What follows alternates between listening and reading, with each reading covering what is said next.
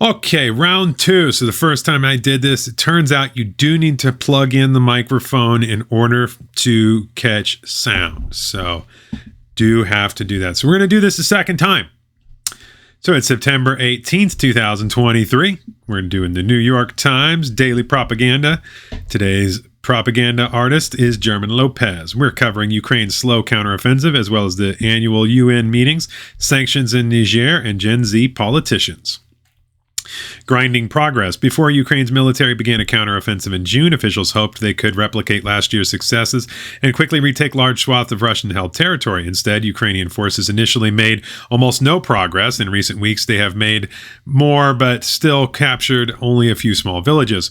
But perhaps we should have expected a result like this. War tends to be a grind. The types of routes that let Ukraine retake thousands of square miles in the northeast last year are rare. Fighting frequently involves chipping away at an enemy, like Ukraine's retaking of a small but strategic village in the east yesterday. Such advances try to build towards a big breakthrough, although one may not come. It was true for most famously during the trench warfare of World War I, but also in World War II, the Korean War, and the U.S. Civil War. War is not always the spectacular triumph, said George Barrows, an analyst at the Institute for the Study of War. It's largely the really boring stuff that you don't see, all the groundwork setting up the conditions for the triumphs. In other words, Ukraine and its allies, including the U.S., we are not an ally of Ukraine. We are just giving them money because we're covering up the corruption there, but they are not an official ally. We have no strategic interest there whatsoever. We should not be continuing to fund this forever war. May have set their expectations on the counteroffensive too high. Of course they have. Ukraine is fighting one of the world's strongest militaries. If Ukraine could succeed in forcing Russia to retreat in a significant way, it was always more likely to take years than months. And again, this is where the propaganda comes. If you think back to them supposedly retaking thousands of square miles, what really happened was Russia forced them to make a choice between where they wanted to go, which was the east, where Russia wanted to go to the south. So the Russians, they basically did a head fake. They did a rope-a-dope, got Ukraine to commit all their forces to the areas where the Russians wanted them to be, and then the Russians secured their gains in the south where they actually were trying to take. And then the West pretended like that was what Ukraine wanted to do all along. It's like, no, it's not. You contradicted yourself multiple times, but it's fine. In other words, Ukraine and its ally. Oh, wait, I said that. Okay, so today's newsletter explains Ukraine's modest recent progress and what could come next. Ukraine's leaders still hope to achieve a breakthrough that divides Russian troops in the east and south, but by November, muddy season will have arrived and movement will be more difficult. Deadly defenses. Ukraine's counteroffensive initially struggled to make progress. The military's original plan was to use infantry, tanks, and other armored vehicles supplied by the West to roll through Russian forces in Ukraine's southeast. It aimed to split off Russian troops in the southern peninsula of Crimea from the eastern region of Donbass, hindering Russia's ability to reinforce and resupply armies in its other area. In other words, they used humans to go through minefields. They knew they were minefields, and they basically just used humans as cannon fodder to try and break the Russian lines. They literally committed tens of thousands of Ukrainians to die to go try and break these lines to retake a few small villages that are not strategic, regardless of what they say.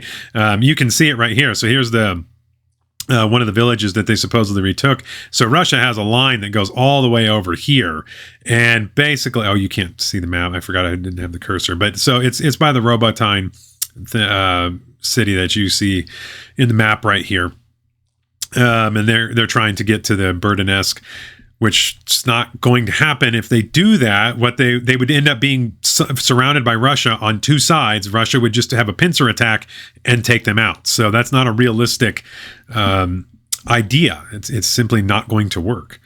But the Ukrainians ran into Russian defenses that were more extensive than they expected, particularly large minefields. Initial efforts to break through proved costly in both lives and equipment, so Ukraine's military changed its approach. It pulled back vehicles and tried to thin out Russian defenses with artillery, defuse the mines, and slowly advance with infantry. Last month, Ukrainians finally made modest but meaningful gains. They pierced Russia's first line of defense in the southeast and recaptured small towns along the way. They are now pursuing two main routes, one through the recaptured village of Robotyne and another that could eventually lead to the Russian-controlled coastal city of Berdyansk. Either course could help achieve the Ukraine's main goal of dividing Russian forces. The gains exemplify the often grinding pace of war. Working through minefields without major casualties and wearing down Russia's defenses with artillery simply takes time. It looked like very little happened for months because the battle line stayed the same, but now Ukraine has advanced and could quickly make more progress. Offenses are not linear affairs, said Stacey Goddard, an international security expert at Wesley College. So notice that in one sentence they admit that they were, working through minefields without major casualties, except up here, they admitted that it's slow to advance with infantry and that they were more extensive than they expected, particularly large minefields. In other words, they lost a lot of troops. And now they're trying to save face. It's not going well. We're wasting tremendous amounts of money on this. And it's not going to end with Ukraine beating back Russia. That's not going to happen. Somehow this is going to end with Ukraine conceding territory because the Russians, this is a war of attrition. It's not going to go where the Ukrainians finally grind out a victory against a foe that's has the military that's 10 times the size of theirs. It's just not realistic. We should have a realistic expectation of what ends this war. Ukraine wants to widen the lanes. It opened through Russia's first lines of defense. There's 3 lines of defense, so they haven't really done that much. The 2 other lines are probably, we don't actually know. It's all speculative, but it's most likely stronger. You don't put your strongest defenses up front, you put them on the third. So, for example, Ukrainian forces could capture more area around towns like Robotyne and establish a wider corridor of territory. They could then use that larger space to move many more forces through and carry out their original plan, deploying ground troops and armored vehicles in a swift counteroffensive. Russia may also have put its strongest forces on the front line, and Ukraine could break through other lines more easily. A lot depends on how strong those remaining Russian defenses are, my colleague Eric Schmidt, who covers national security, told me. But time is running out. As rain arrives this fall, the terrain will get muddier and harder to traverse, likely preventing major battlefield gains. In the meantime, Russian forces have stepped up attacks in the northeast. In doing so, Russia hopes to retake some of the territory it lost last year and force Ukraine to divert its troops and resources to the northeast. If enough Ukrainian forces are kept from the southeastern front, the counteroffensive last big push could fail. For more, Volodymyr Zelensky will attend the UN's annual meeting and visit Washington this week. He hopes to ensure congressional support for military aid for the 20th time. We just keep giving them more and more money. The war would be over if we stopped giving them money. Moscow residents far from the front lines feel the war's effects on the price of goods and increasing repression. In Ukraine, the war didn't stop a famous Rosh Hashanah celebration. Although some military strategists remain optimistic, it now looks as if the conflict could be a long and indecisive slog. It's looked that way since the beginning, man. It's always been that way. Ukraine needs to inflict as much damage on Putin's army as fast as possible, Thomas Friedman argues. That's for us. We're hoping that we can somehow use Ukraine and a whole bunch of Ukrainian bodies to try and weaken the Russians. To what end, I don't know, because they're not going to stop being a nuclear power, so we're not going to go and conquer them. Russia's not going to disappear, so I'm not sure what the end game is for the West here. Politics. Donald Trump called the 6-week abortion ban signed by Ron DeSantis a terrible mistake, but dodged questions about his own position, which is kind of silly because, single mothers that want to kill their kids are a staple for the Democratic Party. They're always going to vote Democratic because Democrats offer them the ability to kill their kids all the way up until birth. So you're always going to have the irresponsible single moms voting blue. The Texas Attorney General's acquittal in an impeachment trial was a victory for the state's hard-right Republicans and the normal people and everybody. It wasn't hard-right Republicans that did that. In fact, it was the Bush Republicans that did that, along with some Democrats. But on some of the counts, there were some of them where it was 28-2, with only 2 Republicans, the Bush Republicans, voting in favor of the charges, and even Democrats voting against them. Woke free. Some companies are selling clothing and pet care are attracting customers who think corporate America is pushing a liberal agenda, because it is. That's been quite clear for a long time. Sanctions imposed on Niger after a military coup there have raised food prices and made medicine scarce. And remember, the military coup was against France and U.S.-sponsored governments. So, we're opposed to that. When there was a supposed military coup in Ukraine, we supported it and helped it. Larry Diamond went over there and financed it. But when the people of Niger decide they don't like the Western-backed, military-controlled government, that it's not okay for them to have their own control, but it was okay for Ukraine. Yeah. China has limited imports of cosmetics, hurting foreign companies' revenue. Who cares? Rishi Sunak, the British Prime Minister, announced he would outlaw the American Bully XL dog breed after a series of fatal attacks. Oh, I'm not sure what that Bully XL dog. Okay. South Korean adoptees are returning to the country to investigate claims that companies coerced parents to give up their children.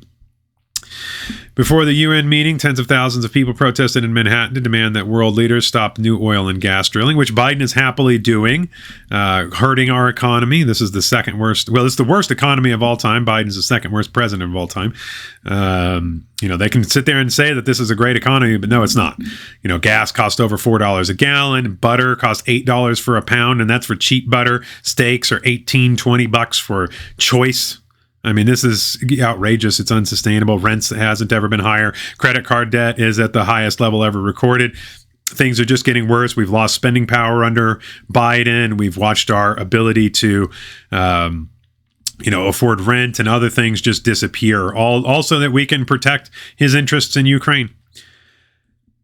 Gavin Newsom, one of the worst governors ever, said he would sign a bill that requires major companies to publicly disclose their greenhouse gas emissions starting in 2027.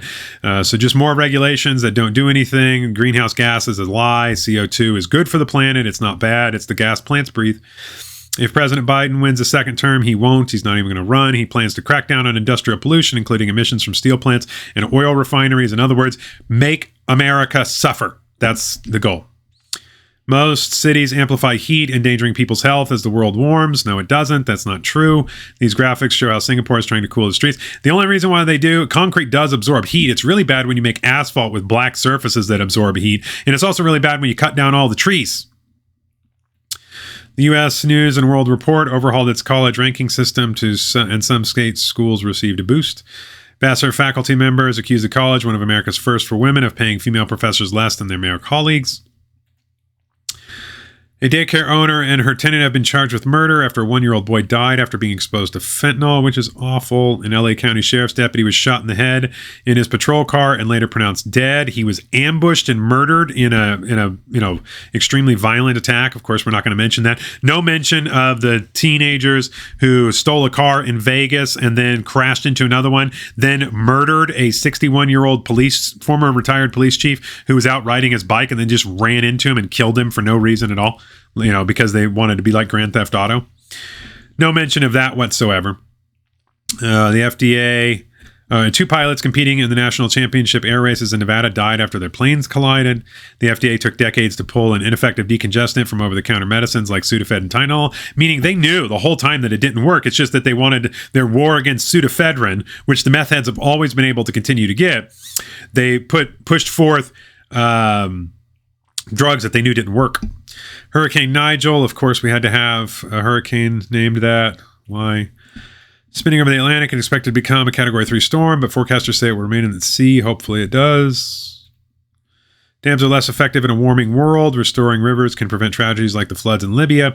No, that's just a lie. Dams, there's no correlation between a warming world, which the planet's warming only because the sun is warming and because we came out of an ice age in the 1800s, which is when we started keeping track of temperatures. It's also not hotter now than it was in the 1930s. In the 1930s, there were much more 100-degree days than there are now. So they're just lying. Rivers. The reason why the tragedy occurred in Libya is because Obama ran a coup in Libya and destroyed that government, which was a government that was actually functioning quite well, and turned it into a state where they now have open slave markets, and there's 2 competing governments, and one of them that controls the area where the floods happen doesn't do anything whatsoever because they're a bunch of fundamentalist Islamists who, again, they have open slave markets and they let people rape each other and they don't care about it, and they don't pay attention to any of the technology because it's haram. So, if you want to blame anybody for what's going on in Libya, for the slave markets, all the people dead, blame Obama. It's his fault. And Hillary Clinton. Remember, we came, we saw, he died. Let's see. They discussed the Biden impeachment inquiry where they say there's no evidence despite there being a giant mountain of evidence. It's hilarious. Let's see. NFL, after a loss to the Dolphins, the Patriots are 0-2 for the first time since 2001. Hooray! Let's keep that going. Let's make them winless. Let's see. Gen Z, many of the country's youngest elected officials are using their clothes to signal they are different from their older colleagues in Congress, state legislatures, and city council. Dress codes often demand they wear formal attire, but at more casual events, they're wearing colorful jackets, t-shirts, and Doc Martens. 4 women accused Russell Brand of sexual assault in an investigation by British media outlets. He has denied the allegations. And notice it's an investigation in media outlets, not the police, because there's no evidence to support any of these ludicrous claims. Russell Brand was quite open about his sexuality during the time when he was an actor, when he was promiscuous and on drugs, and he stopped doing all that. Now he's a family man, and now he's going after the machine. So, of course, the machine comes after him with some manufactured rape allegations. Let's see. A rare prop used in the original Star Wars, which was found in the garage of a late visual effects artist, will go up for auction. Bidding starts at $400,000. It's actually an X-Wing model, which is pretty cool. I bet it goes for well over $1 million. All right. So this day in history. I'm just going to scroll up here because I did it once. Okay, so the highlight. On September 18th, 2020, Supreme Court Justice Ruth Bader Ginsburg, a towering women's rights champion who became the court's second female justice, died at her home in Washington at the age of 87 of complications from pancreatic cancer. In AD 14, the Roman Senate officially confirmed Tiberius as the second emperor of the Roman Empire, succeeding the late Augustus. In 1793, George Washington laid the cornerstone of the U.S. Capitol. In 1850, Congress passed the Fugitive Slave Act, which created a force of federal commissioners charged with returning escaped slaves to their owners. In 1851, the first edition of the New York Times was published. In 1947, the National Security Act, which created a national military establishment, and the position of Secretary of Defense went into effect, and that was the end of our nation as a republic when we developed a permanent standing army, and the military-industrial complex essentially took over.